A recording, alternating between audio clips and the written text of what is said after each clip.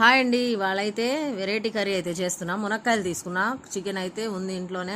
ఇంకా మునక్కాయ chicken curry అయితే చేద్దాం అనుకున్నా. నేను ఫస్ట్ టైమే ఇదైతే ఈ కాంబినేషన్లో, మునక్కాయ చికెన్ కాంబినేషన్లో అయితే ఫస్ట్ కడాయిలో అయితే ఆయిల్ వేసేయాలి. ఉల్లిపాయ ఒకటి కట్ చేసి వేయాలి, ఒక పచ్చిమిర్చి కట్ చేసి వేసి బాగా సన్న మంట మీద ఫ్రై చేసుకోవాలి. ఇంకా అల్లం వెల్లుల్లి కొబ్బరి పేస్ట్ అయితే మిక్సీ పట్టుకొని ఒక లొంగ వేసి ఆ ఉల్లిపాయలో ఈ పేస్ట్ అయితే వేసి బాగా సన్న మంట మీద మాడు పట్టకుండా కదిలిస్తూ ఉండాలి.